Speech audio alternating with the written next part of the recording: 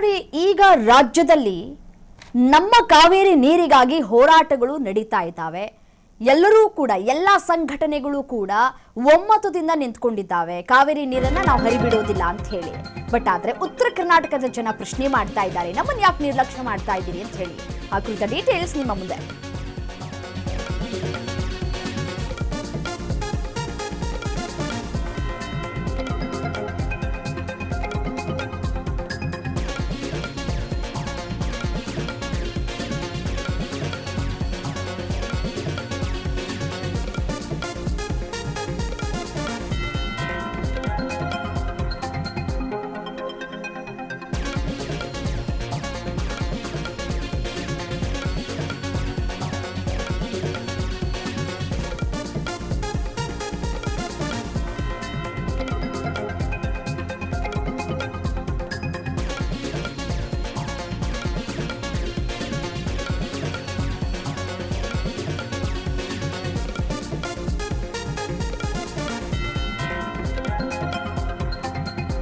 ಕನ್ನಡಿಗರ ಹೋರಾಟಕ್ಕೆ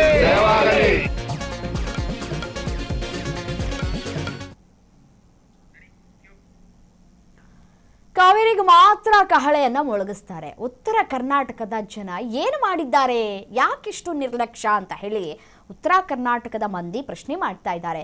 ಕಾವೇರಿಗೆ ಧ್ವನಿಯನ್ನ ಎತ್ತುತ್ತೀರಿ, ಉತ್ತರ ಕರ್ನಾಟಕದ ಸಮಸ್ಯೆಗೆ ಯಾಕೆ ಯಾರೂ ಕೂಡ ಧ್ವನಿಯನ್ನ ಎತ್ತುವುದಿಲ್ಲ, ಯಾಕೆ ಮೌನವನ್ನ ವಹಿಸ್ತೀರಿ ಅಂತ ಪ್ರಶ್ನೆ ಮಾಡ್ತಾ ಇದ್ದಾರೆ.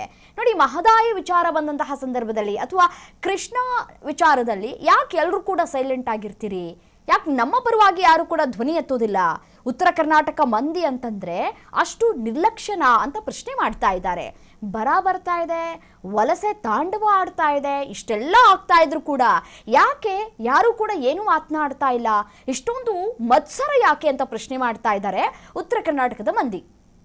ಕುಡಿಯೋ ನೀರಿಗೆ ವರ್ಷವೆಲ್ಲ ಪರದಾಡ್ತಾ ಇರ್ತಾರೆ, ಆದರೂ ಕೂಡ ಯಾರೂ ಕೂಡ ತುಟಿ ಪಿಟಿಕ್ ಅನ್ನಲ್ಲ, ಮೌನವನ್ನ ವಹಿಸಿರ್ತಾರೆ. ಕನ್ನಡ ಪರ ಸಂಘಟನೆಗಳಿಗೆ ಪ್ರಶ್ನೆಯನ್ನ ಮಾಡ್ತಾ ಇದ್ದಾರೆ ಉತ್ತರ ಕರ್ನಾಟಕದ ಮಂದಿಯವರು.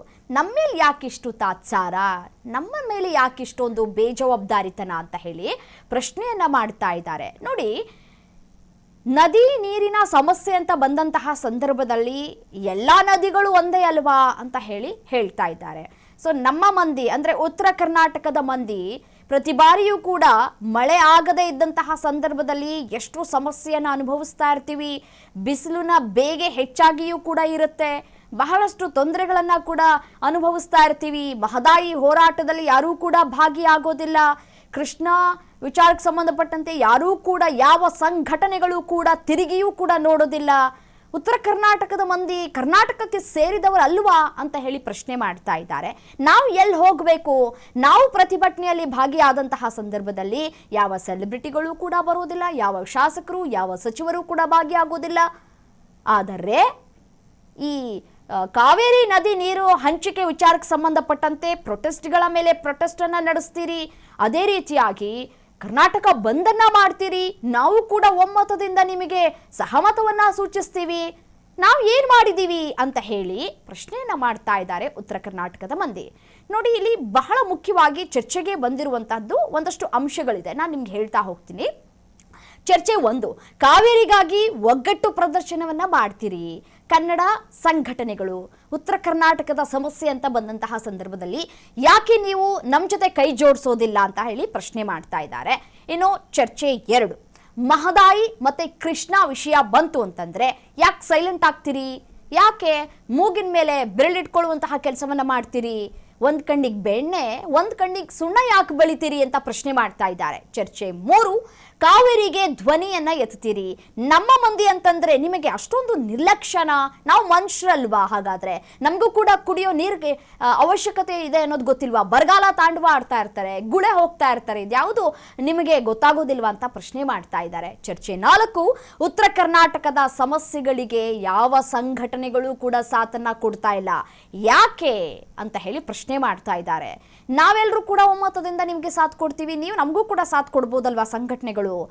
ಹಾಗಾದ್ರೆ ಈ ಕರ್ನಾಟಕದ ಸಮಸ್ಯೆಗಳು ಅಂತ ಬಂದಂತಹ ಸಂದರ್ಭದಲ್ಲಿ ಬರೀ ಕಾವೇರಿ ಹೋರಾಟ ಮಾತ್ರ ನೆನಪಿಗೆ ಬರುತ್ತಾ ಅಂತ ಪ್ರಶ್ನೆ ಮಾಡ್ತಾ ಇದ್ದಾರೆ. ಅಲ್ಲಿ ನೀವೆಲ್ಲ ಸಂಘಟನೆಗಳು ಒಗ್ಗಟ್ಟು ಪ್ರದರ್ಶನ ಮಾಡ್ತೀರಿ, ಇಲ್ಲಿ ಯಾಕಿಲ್ಲ ಅಂತ ಪ್ರಶ್ನೆ ಮಾಡ್ತಾ ಇದ್ದಾರೆ. ಚರ್ಚೆ 5, ಬರ ವಲಸೆ ಇದ್ರೂ ಕೂಡ ಸರ್ಕಾರವೂ ಕೂಡ ಇಲ್ಲ, ಸಂಘಟನೆಗಳು ಕೂಡ ಇಲ್ಲ. ನೋಡಿ, ಬರ ತಾಂಡವವಾಡ್ತಾ ಇದೆ, ಉತ್ತರ ಕರ್ನಾಟಕದ ಮಂದಿ ಸಮಸ್ಯೆಗಳನ್ನ ಅನುಭವಿಸ್ತಾ ಇದ್ದಾರೆ, ಮತ್ತೆ ವಲಸೆ ಹೋಗುವಂತಹ ಕೆಲಸಕ್ಕೂ ಕೂಡ ಮುಂದಾಗ್ತಾ ಇದ್ದಾರೆ. ವಲಸೆ ಹೋದ್ರೂ ತಲೆ ಕೆಡಿಸ್ಕೊಳ್ಳೋದಿಲ್ಲ, ಬರ ಬಂದರೂ ಕೂಡ ತಲೆ ಕೆಡಿಸ್ಕೊಳ್ಳೋದಿಲ್ಲ, ಸರ್ಕಾರನೂ ಕೂಡ ನಮ್ಮ ಬಗ್ಗೆ ಯೋಚನೆ ಮಾಡೋದಿಲ್ಲ, ಸಂಘಟನೆಗಳು ಕೂಡ ಯೋಚನೆ ಮಾಡೋದಿಲ್ಲ. ಚುನಾವಣೆ ಬಂದಂತಹ ಸಂದರ್ಭದಲ್ಲಿ ನಾವು ಉತ್ತರ ಕರ್ನಾಟಕದ ಮಂದಿ ನೆನಪಾಗ್ತೀವಿ ಅಂತ ಪ್ರಶ್ನೆ ಮಾಡ್ತಾ ಇದ್ದಾರೆ. ಇನ್ನು ಚರ್ಚೆ 6, ಕೃಷ್ಣಾ ಮೇಲ್ದಂಡೆ ಯೋಜನೆಗೆ ವೇಗ ಸಿಗೋದು ಯಾವಾಗ ಅಂತ ಹೇಳಿ ಪ್ರಶ್ನೆ ಮಾಡ್ತಾ ಇದ್ದಾರೆ. ಬಹಳ ವರ್ಷಗಳಿಂದಲೂ ಕೂಡ ನೆನೆಗುದಿಗೆ ಬಿದ್ದಿದೆ, ಇನ್ನೂ ಕೂಡ ಕೃಷ್ಣಾ ಮೇಲ್ದಂಡೆ ಯೋಜನೆಗೆ ವೇಗ ಸಿಗ್ತಾ ಇಲ್ಲ, ಯಾಕೆ ಅಂತ ಪ್ರಶ್ನೆ ಮಾಡ್ತಾ ಇದ್ದಾರೆ. ಇನ್ನು ಎಷ್ಟು ವರ್ಷಗಳ ಕಾಲ ನಾವು ಕಾಯಬೇಕು ಈ ಕೃಷ್ಣಾ ಮೇಲ್ದಂಡೆ ಯೋಜನೆಗೆ ಅನ್ನೋದು ಪ್ರಶ್ನೆಯಾಗಿದೆ. ಇನ್ನು ಚರ್ಚೆ 7, ಗುಳೆ ಹೋಗ್ತಾ ಇರುವಂತಹ ಉತ್ತರ ಕರ್ನಾಟಕದ ಕುಟುಂಬಗಳು ನಿಮ್ ಕಣ್ಣಿಗೆ ಕಾಣ ಸಿಗ್ತಾ ಇಲ್ವಾ? ಬೇರೆ ಬೇರೆ ಭಾಗಕ್ಕೆ ಹೋಗಿ ಜೀವನವನ್ನ ಕಟ್ಕೊಳ್ತಾ ಇದ್ದಾರೆ, ಮಕ್ಕಳು ಮರಿ ಅಂತ ಹೇಳಿ ವಯಸ್ಸಾದವರು ಕೂಡ ಗುಳೆ ಹೋಗ್ತಾ ಇದ್ದಾರೆ. ಅದನ್ನ ತಡೆ ಹಿಡಿಯುವಲ್ಲಿ ಯಾವ ಸರ್ಕಾರವೂ ಕೂಡ ಮುಂದೆ ಆಗ್ತಾ ಇಲ್ಲ, ಮುಂದೆ ಬರ್ತಾ ಇಲ್ಲ ಅಂತ ಹೇಳಿ ಪ್ರಶ್ನೆ ಮಾಡ್ತಾ ಇದ್ದಾರೆ. ಚರ್ಚೆ 8, ಉದ್ಯೋಗಕ್ಕಾಗಿ ವಲಸೆ ಹೋಗ್ತಾ ಇದ್ರು ಕೂಡ ಸಮಸ್ಯೆಗಳ ಮಾತ್ರ ಯಾವುದೇ ರೀತಿಯಾದಂತಹ ಪರಿಹರಿಸುವಂತಹ ಕೆಲಸಗಳಾಗ್ತಾ ಇಲ್ಲ, ಬಗೆಹರಿಸುವಂತಹ ಕೆಲಸಗಳಾಗ್ತಾ ಇಲ್ಲ. ಯಾಕೆ ಈ ತಾತ್ಸಾರ ಅಂತ ಹೇಳಿ ಪ್ರಶ್ನೆ ಮಾಡ್ತಾ ಇದ್ದಾರೆ. ಉದ್ಯೋಗ ನಾವು ಆರಿಸ್ಕೊಂಡು ಹೋಗ್ಬೇಕು ಅಂತಂದ್ರೆ ಬೆಂಗಳೂರಿಗೋ, ದುಬೈಗೋ, ಮತ್ತೊಂದಕ್ಕೋ, ಮಗದೊಂದಕ್ಕೋ, ಮುಂಬೈಗೋ ಇಲ್ಲಿ ನಾವು ಕೆಲಸ ಮಾಡಬೇಕು. ಅದೇ ನಮ್ಗೆ ಇಲ್ಲಿ ಉದ್ಯೋಗ ಅವಕಾಶವನ್ನ ಕಲ್ಪಿಸ್ಕೊಟ್ರೆ ನಾವು ವಲಸೆ ಹೋಗೋದಿಲ್ವಲ್ಲ ಅಂತ ಕೂಡ ಪ್ರಶ್ನೆ ಮಾಡಿದ್ದಾರೆ. ಚರ್ಚೆ 9, ಕಾವೇರಿ ನಿಮ್ಮದು ಅಂದರೆ ಮಹದಾಯಿ ಕೃಷ್ಣ ಯಾರದ್ದು ಅಂತ ಪ್ರಶ್ನೆ ಮಾಡ್ತಾ ಇದ್ದಾರೆ. ಹೌದು, ಒಂದು ಕಣ್ಣಿಗೆ ಸುಣ್ಣ ಒಂದು ಕಣ್ಣಿಗೆ ಬೆಣ್ಣೆ ಬೆಳೆದ್ರೆ ಹೇಗೆ ಅಂತ ಪ್ರಶ್ನೆ ಮಾಡ್ತಾ ಇದ್ದಾರೆ. ಕಾವೇರಿ ಮಾತ್ರ ನಿಮ್ದಾ? ಹಾಗಾದ್ರೆ ಮಹದಾಯಿ ಕೃಷ್ಣ ಯಾರದ್ದು? ನಾವೆಲ್ಲಿ ಹೋಗಬೇಕು? ಹಾಗಿದ್ರೆ ಅಲ್ಲೇ ಇದ್ದು ಬಿಡಿ ಅಂತ ಪ್ರಶ್ನೆ ಮಾಡ್ತಾ ಇದ್ದಾರೆ. ನಮ್ದೊಂದು ಸಪ್ರೇಟ್ ಆಗಿ ಉತ್ತರ ಕರ್ನಾಟಕ ಭಾಗದವ್ರನ್ನ ಸಪ್ರೇಟ್ ಮಾಡಿಬಿಡಿ ಅನ್ನೋದನ್ನ ಅವ್ರು ಹೇಳ್ತಾ ಇದ್ದಾರೆ, ತಮ್ಮ ಅಳಲನ್ನ ತೋಡ್ಕೊಳ್ತಾ ಇದ್ದಾರೆ. ಚರ್ಚೆ 10, ಅಭಿವೃದ್ಧಿಯಲ್ಲಿ ಕಡೆಗಣನೆಯನ್ನ ಮಾಡಲಾಗ್ತಾ ಇದೆ, ನೀರಿನಲ್ಲೂ ಸವತಿ ಮತ್ಸರವನ್ನ ತೋರಿಸ್ತಾ ಇದ್ದೀರಿ, ಯಾಕೆ? ಅಭಿವೃದ್ಧಿಯಲ್ಲಿ ಉತ್ತರ ಕರ್ನಾಟಕದ ಮಂದಿ ಬಹಳ ಹಿಂದೆ ಉಳ್ಕೊಂಡಿದ್ದಾರೆ. ವರ್ಷಗಳೇ ಉರುಳಿದ್ರೂ ಕೂಡ ಯಾವುದೇ ರೀತಿಯಾದಂತಹ ಅಭಿವೃದ್ಧಿ ಕಾರ್ಯಗಳು ನಡೀತಾ ಇಲ್ಲ. ಯಾವ ಸರ್ಕಾರಗಳು ಬಂದರೂ ಕೂಡ ಅಭಿವೃದ್ಧಿ ಅನ್ನೋದು ಕಾಣ ಸಿಗ್ತಾ ಇಲ್ಲ. ಉತ್ತರ ಕರ್ನಾಟಕದ ಮಂದಿ ಮಾಡ್ತಾ ಇರುವಂತಹ ಚರ್ಚೆ ಮತ್ತೆ ಪ್ರಶ್ನೆ, ಇಷ್ಟೆಲ್ಲ ಪ್ರಶ್ನೆಗೆ ಯಾರು ಉತ್ತರ ಕೊಡಬೇಕು? ಸರ್ಕಾರ ತಾನೇ ಉತ್ತರ ಕೊಡಬೇಕು. ಸರ್ಕಾರ ಯಾಕೆ ಮೌನವಾಗಿದೆ? ಚರ್ಚೆ 11, ಬೆಳಗಾವಿ, ಧಾರವಾಡ, ಗದಗಕ್ಕೂ ಸಮಾನ ನ್ಯಾಯ ಬೇಕು ಅಂತ ಪ್ರಶ್ನೆ ಮಾಡ್ತಾ ಇದ್ದಾರೆ.